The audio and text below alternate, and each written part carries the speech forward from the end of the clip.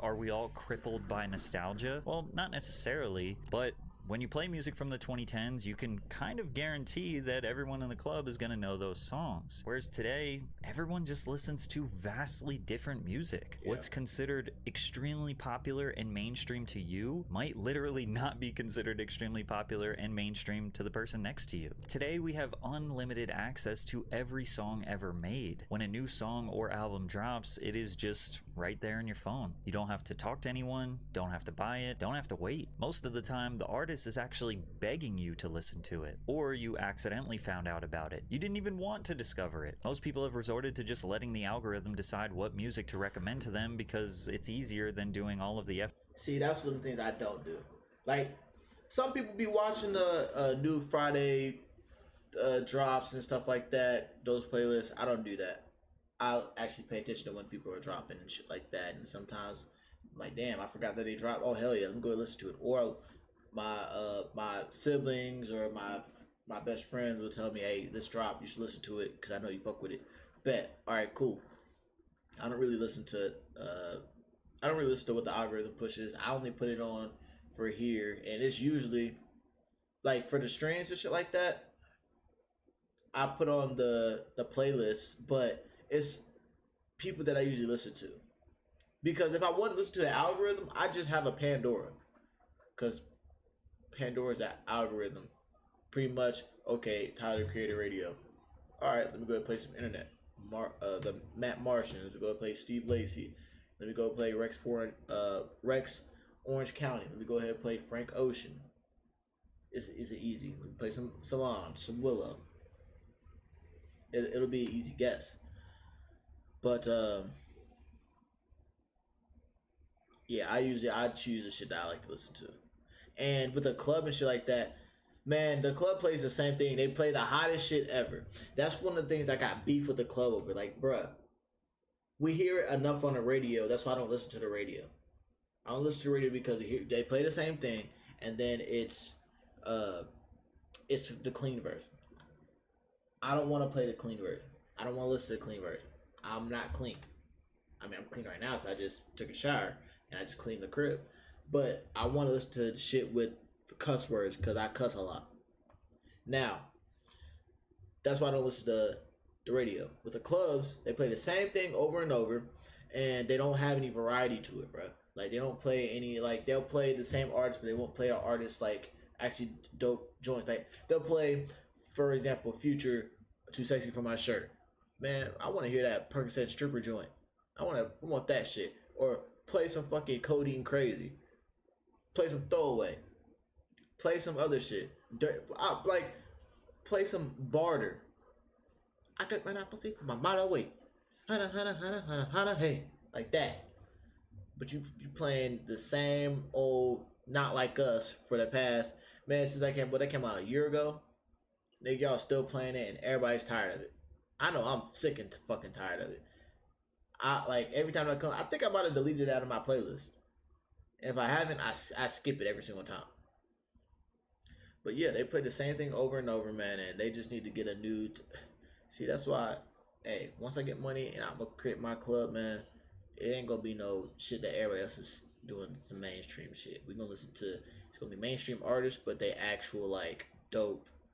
They're actual shit in their albums to where, like, you have to actually go in their albums and listen to it.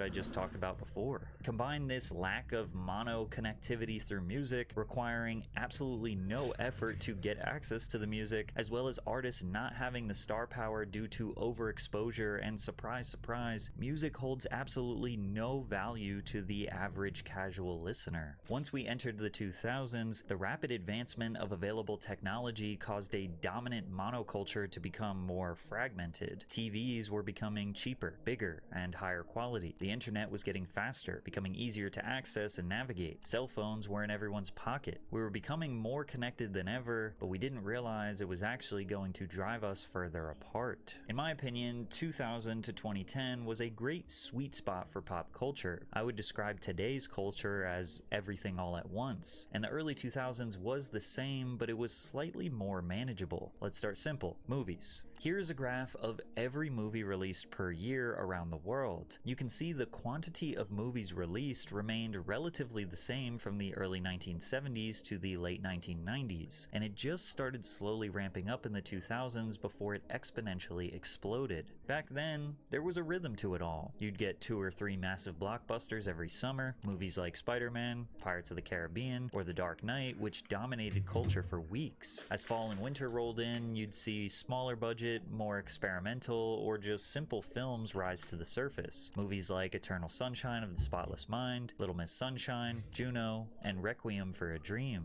Everyone kind of knew what was coming and when it was coming, and that predictability created a shared sense of anticipation. Even smaller budget films had a shot at becoming massive, and the reason they had a shot was because people actually went to the theaters. Our last peak in movie theater ticket sales was in 2002 when 1.5 billion tickets were sold. But even if you didn't go to the theater, we had these really cool things called DVDs, where you could buy the movie that you missed and watch it at home. And if you didn't want to commit to buying it, no worries. You could rent the film for a few bucks by going to this magical place called Blockbuster. Man, I'm gonna sign for a Blockbuster real quick.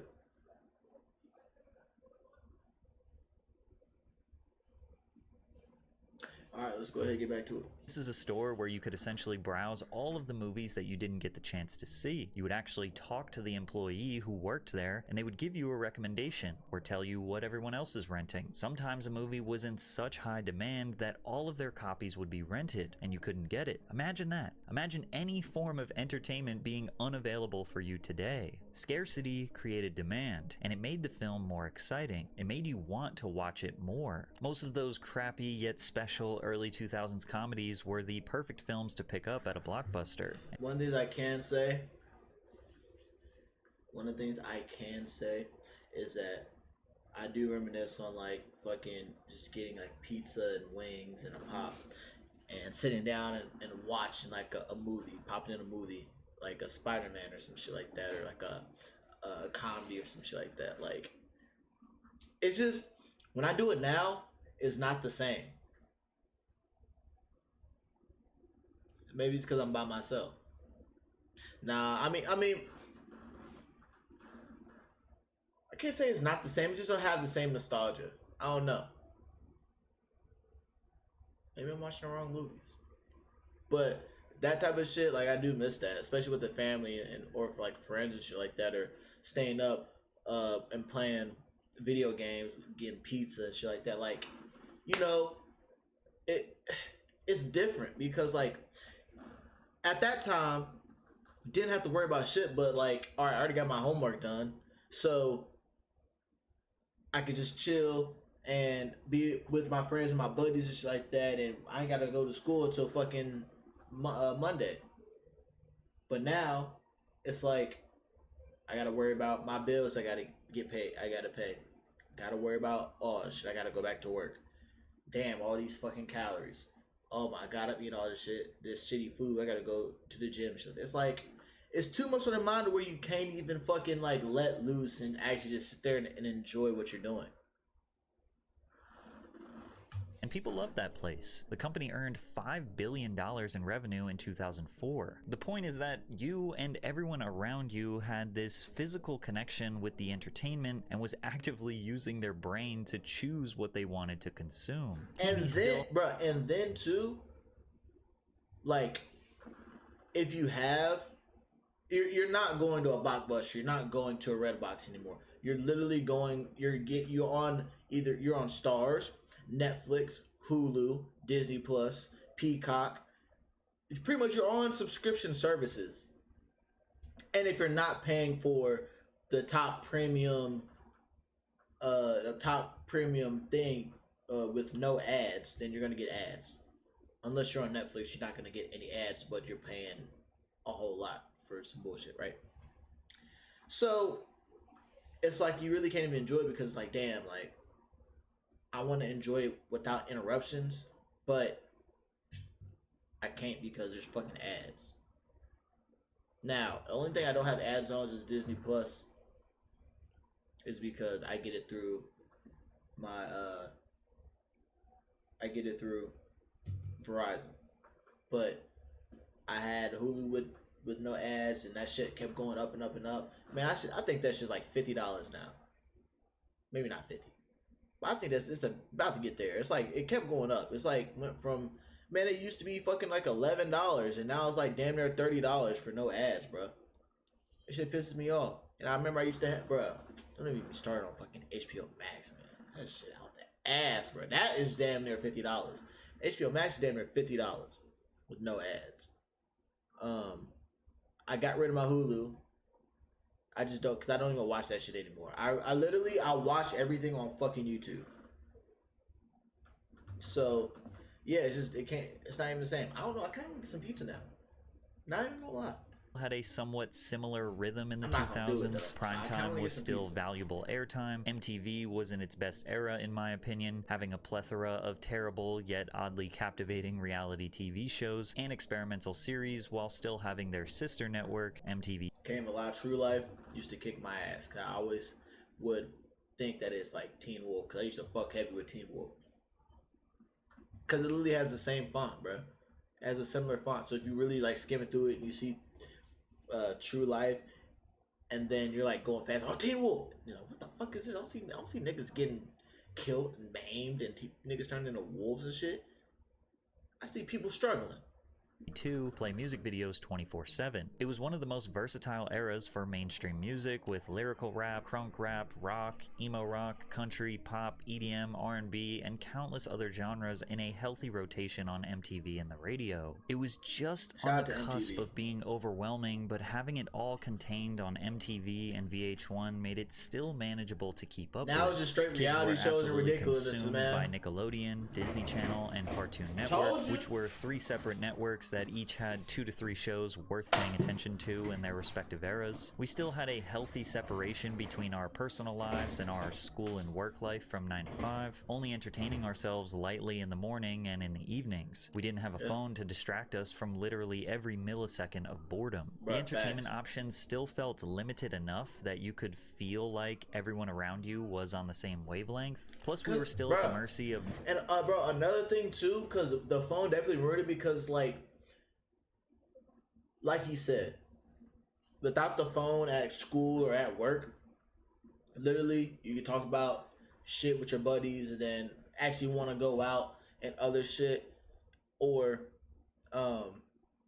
like you actually were creative with what you did. If you're bored, you got done with your work. Now you go ahead and get done with your work, you're just scrolling through your phone, and you have endless opportunities to go ahead and watch everything that you want to watch, see what you want to see, listen to what you want to listen to where it's like, damn, I can't even appreciate watching this or appreciate, going to see it. Like, I don't even want to go to the movies. Why the fuck would I go to the fucking movies and pay damn near a light bill for the ticket and for the snacks and everything, just so it could come out on Disney Plus, Netflix, Paramount Plus in like 3-4 months? I could just be patient, or excuse me, I could go ahead and get a jailbroken Fire Stick, wait a month or two, and see that bitch in HD. Like, why would I do that? It takes the fun away from that. Now, if you went to the barbershops, like the old school barbershops, they had the bootlegs, DVDs and shit like that. Niggas is wondering how you got goddamn Avatar 2 in your fucking arsenal, and it just came out yesterday. It wasn't even out. It was an early screening. Like, how the fuck you get that shit, nigga? knowing the schedule of when new shows were going to air, but that started to die when cable companies provided DVR capabilities. You could now record your favorite shows and movies and watch them later whenever you wanted. This was the beginning of the streaming service era takeover that so many people today I forgot live. Apple TV as well. Today you may feel like you are not as connected to the culture because 1, less people are going to the theaters, and 2, the DVD and TV business has been demolished by streaming services like Netflix, Hulu, HBO Max, etc. Being able to stream anything, anywhere, anytime, all while being alone in your room means there's no anticipation, no excitement, nobody to share the experience with. Now, one of the things I can say is that there is a little bit of anticipation when it comes to like when you're waiting on a movie. Like for example, like I wanted to see a Brave New World, but I just don't have the time because with work and shit like that, and I really didn't want to pay that much money when I can see it on Disney Plus. So I was like, damn, all right, when is this shit coming out on Disney Plus? I know it's gonna be in a couple months, but when I wasn't paying attention to it, and I saw that it actually came on Disney Plus, I was like, oh shit! Now I'm excited to watch it, and I did on Disney Plus. Like, damn, it was a good movie. But then that was it. But I can't say one of the good things about that is the replayability. Like going to see it at the theaters, be like, damn, that's cool. But now I gotta wait again to see it, or I pay to see it again at the movie theaters. It's either or. Versus you wait for it to come on a streaming service. You're excited that it's on a streaming service. Like, damn, that was really good. Fuck it, I'm gonna watch it again, and you don't have to wait. You can just go ahead and rewatch it. So I say that's a plus for it. And therefore, no real reason to watch, which is why you simply scroll and scroll through endless choices, waiting for something to magically grab your attention, waiting for something to give you a reason to watch, but it just never happens. On a lighter note, every now and again, we do have a monoculture moment. I think back to the Barbie movie where girls were excited to dress in all pink and drag their boyfriends to the theaters, only for the guys to immediately after drag their girls to see Oppenheimer, where... Good old Barbenheimer, and I'm not even gonna cap. I was dating a shawty. She wanted to go see the Barbie movie. I went to go see it. With her. I was like, fuck it, let's go. Can't even lie. Did I go see Oppenheimer? Fuck no. Because why would I care about a white man creating the first atomic bomb? Nigga, I'm black. Sorry, I'm not black. I'm melanated. But why would I care about that? No. And also, I was going to get some pussy. Just getting some pussy, and I got some pussy. I'm assuming many of them fell asleep. I think back to Squid Games, where it felt like everyone and their mother was blindsided by this dystopian critique of capitalism disguised as a fucked up game show. Yeah, I never watched it. You'll still have common days. I never watched... Get caught in traffic. I never watched Squid Games. As far as films go, it feels like it's only every couple of years where there is a moment that we are all in sync, when it used to be literally all year, every year. I can't even remember the last time music had a monoculture moment. I mean, sure, radio is still kind of relevant. TikTok made popular songs more popular, but there's so much music all over the place, all the time, that I don't even know what anybody's listening to anymore. For TV, Yellowstone, Severance, White Lotus, Love Island, I mean, they are extremely popular, but can we say everyone is watching those shows? Will those shows define this era? I can say the last time was like a monotone culture moment. I can definitely say it was Game of Thrones, because everybody was on that shit. It was Game of Thrones, Supernatural,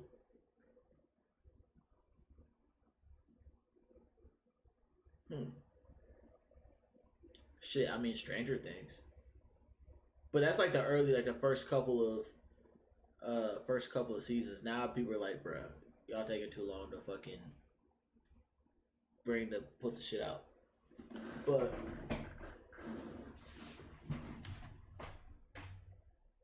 niggas worry about the wrong thing. I'm worried about my TV still going on. My fault, y'all. But yeah, this wasn't a lot. I mean, like the most recent, but those are like those are way before. I say the latest, it was like 2021, 2022. I think, like, I don't know. I guess there's a. I don't know, man. Yeah, I had to say Game of Thrones. That's the last like monoculture moment.